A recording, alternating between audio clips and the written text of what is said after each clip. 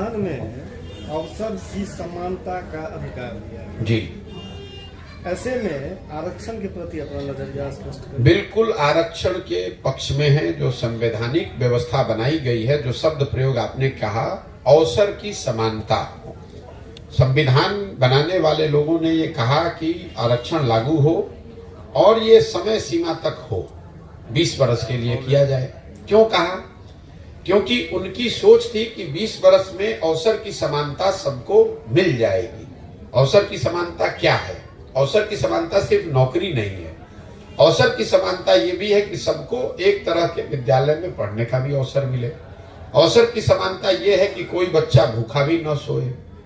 तो अगर कोई बच्चा, उसको पढ़ाई करने की सुविधा नहीं है, उसको भोजन नहीं है, उसको रहने का घर नहीं है, उसका मुकाबला आप ऐसे लड़के से कराएंगे जो अच्छे स्कूल में पढ़ रहा है, जिसको 4 ट्यूशन दिया जा रहा है, जिसको खाना बढ़िया मिल रहा है, तो अवसर की समानता नहीं हुई। तो कई लोग ये सवाल पूछते हैं कि आरक्षण कब तक? आरक्षण तब तक जब तक अवसर की समानता सामाजिक आर्थिक नजरिए से न हो जाए।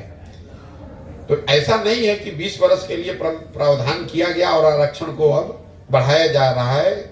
जिस दिन ये सारे वर्गों के आर्थिक सामाजिक आंकड़े पैरामीटर में या सारे समाज के लोग करीब करीब बराबर हो जाएं, थोड़ा कम या ज्यादा, तब आपको आरक्षण हटाए जाने की बात करनी चाहिए। जब तक अवसर की समानता न हो तब तक आरक्षण रहना चाहिए, ताकि जिनको अवसर थोड़ा कम मिला पढ़ाई में, आर्थिक वजहों से, सामाजिक कारणों से, उन लोगों को हाथ पकड़कर आपको थोड़ी मदद करनी पड़ेगी।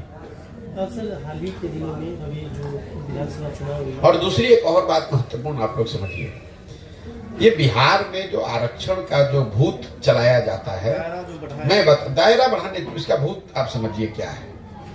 टोटल सरकारी नौकरी में बिहार के 1.57% लोग ही हैं। चपरासी से लेके मुख्य सचिव तक सबका संख्या जोड़िएगा तो वो है 1.57%। जो बिहार की आबादी है उसका 1.57% ही सरकारी नौकरी में है। तो अगर आप उसमें आरक्षण का दायरा बढ़ा भी दीजिएगा तो कुछ हजार लोगों को फायदा होगा। 98.5% जो आबादी है वो तो उस दायरे में आती ही नहीं है, वो सरकारी नौकरी में है ही नहीं। तो आप आरक्षण चाहे 100 कर दीजिए, उससे कैसे उसकी गरीबी दूर होगी? इस संदर्भ में हम आपका नजरिया जानना चाहते हैं। आपका क्या, मान लीजिए आप आएंगे, हमारा नजरिया हमने आपको बता दिया। जो भी संविधान के अनुसार व्यवस्था बनाई गई है वो व्यवस्था होनी चाहिए, लेकिन मेरा नजरिया ये है कि समाज में सुधार तब होगा जब इनको अवसर की समानता शिक्षा में दी जाए, अवसर का समानता भूमि में दिया जाए, अवसर की समानता पूंजी में दी जाए। दलित परिवार के बच्चे, जो अति पिछड़े परिवार के बच्चे हैं, उनको पूंजी भी दी जाए ताकि वो रोजी रोजगार कर सकें। उनको बच्चे को अच्छे स्कूल में पढ़ाया जा सके ताकि वो आगे जाकर कम्पीट कर सके। उनको भूमि दिया जाए ताकि वो अच्छी खेती किसानी कर सके। सिर्फ सरकारी नौकरी में अगर आप आरक्षण करेंगे और दूसरा कुछ नहीं करेंगे तो इन समाज को उसका फायदा नहीं मिलने वाला है। और ये बात जो सरकार ने अभी जातिगत सर्वेक्षण कराया, ये इन्होंने अपना मुंह पर खुद कीचड़ लपेट लिया। भाई 32 वर्ष से आप कह रहे हैं कि आप सामाजिक न्याय के नाम पर राजनीति कर रहे हैं, सत्ता में बैठे हुए हैं। 32 वर्ष से बिहार में सत्ता में है कौन? लालू और नीतीश। तो अगर इन वर्गों के साथ अन्याय हुआ, इनको वो लाभ नहीं मिला, ये वंचित रह गए, तो इसका दोषी कौन है? जो सत्ता में बैठे हैं। तो लालू नीतीश को ये जवाब देना चाहिए कि 32 वर्ष सामाजिक न्याय के नाम पर राजनीति करने के बाद, 32 वर्ष इनके नाम पर, इनके वोट से राजा बनने के बाद आपने इनके लिए क्या किया? ना उनकी आर्थिक स्थिति सुधरी, ना उनकी शैक्षणिक स्थिति सुधरी, ना उनको सरकारी नौकरियों में उनकी संख्या बढ़ी। अब फिर आप कह रहे हैं कि इसको 50 से 65, 65 से 80, अब जो करना है कर लीजिए। भाई जब वो आदमी चला गया मजदूरी करने बॉम्बे में, तो आप बिहार में सरकारी नौकरी में कितना भी आरक्षण दे दीजिए।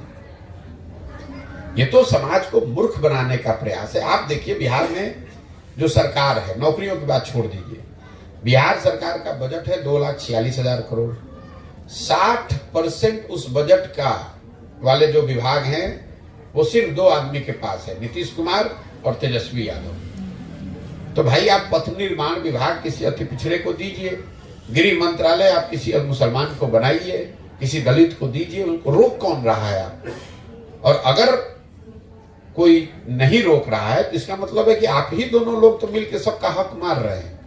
क्या वंचित, क्या अकलियत, क्या दलित, क्या सवर्ण, सबका हक मारकर दो आदमी बैठा है, वो है नीतीश कुमार और लालू यादव।